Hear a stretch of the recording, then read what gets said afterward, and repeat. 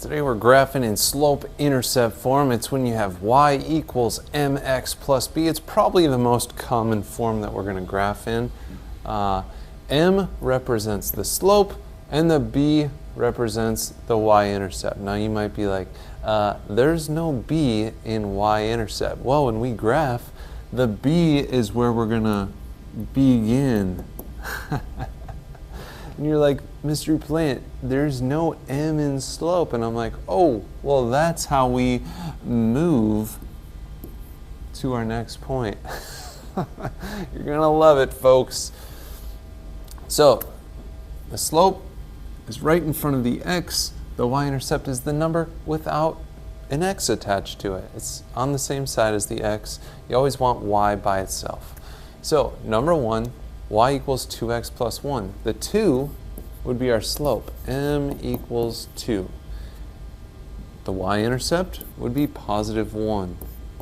B equals 1. Now, you do need to get y by itself. So on example 2, I can't have y plus 2x, so we would just subtract that 2x to the other side.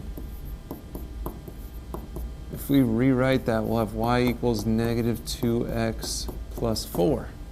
And then the negative 2 becomes our slope, and the positive 4 becomes our y-intercept. So if we look at number 3, that's a bizarre one. The slope is how many x's you have. I don't see any x's. So our slope is going to be 0. And then the b would be our y-intercept, which is 5. But remember when we were graphing these a little bit ago, if it's just y equals some number, it would just be a flat line at that number, which look, that intersects the axis at 5. So there's one here for you to try. Give it a whirl. I'm going to do it right now. Here, the slope is 3/4, and the y-intercept is negative 5. B equals negative 5. Not too hard yet. So we're always going to want to write it in this form. Y equals mx plus b. Remember, m will be our slope, b will be our y-intercept. So we identify the slope. Let's even put the m in parentheses, and the y-intercept.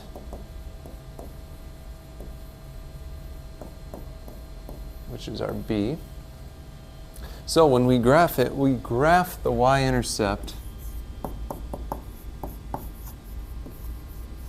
on the y-axis. It's where it crosses that y-axis. That's the up and down, the vertical axis. Then from that y-intercept, don't go back to the beginning, from the y-intercept you use the slope to find the next point. And remember that slope is our rise over run. Draw a line through the 2 points.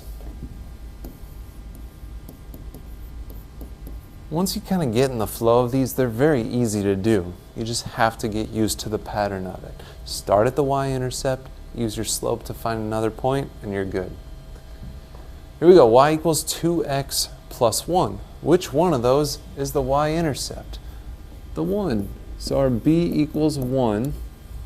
The 2 is our slope. I always like to think of my slope as a fraction, even if it's not written as a fraction. So we begin with the y-intercept. It crosses at positive 1. Here's the y-axis, here's positive 1. From that point, we're going to use our slope to find the next point.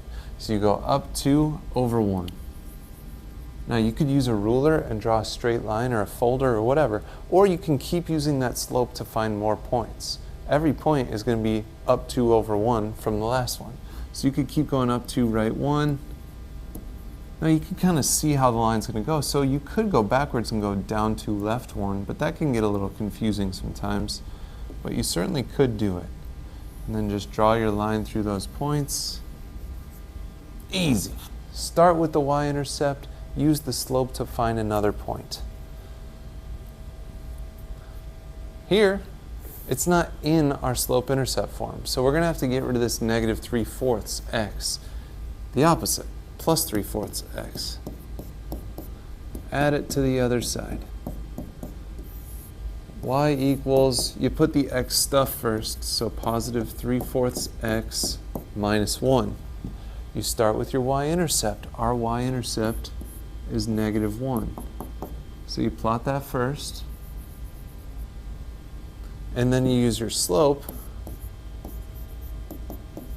with your rise over run. So from that dot, we're going to rise up 1, 2, 3, run over 4. 1, 2, 3, 4. And you can do that a few times. Up 3, over 4. You could also go backwards. Down 3, left 4.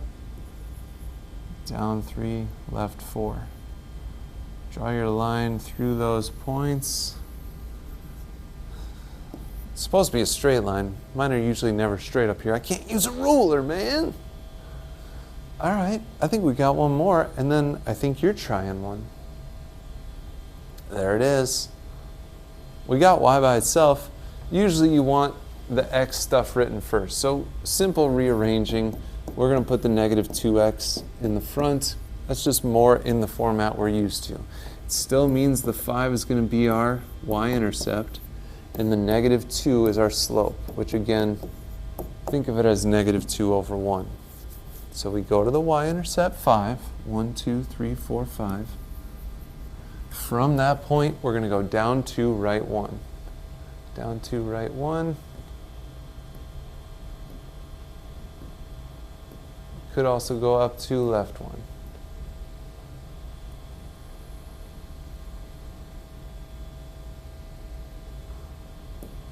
Cool.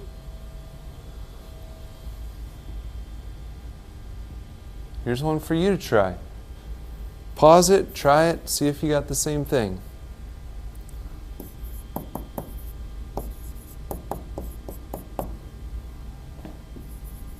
One, 2, 3, 4.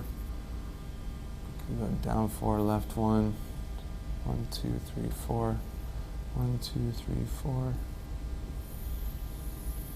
Something like that. There it is. We sloped it. We intercepted it. That's just how we do.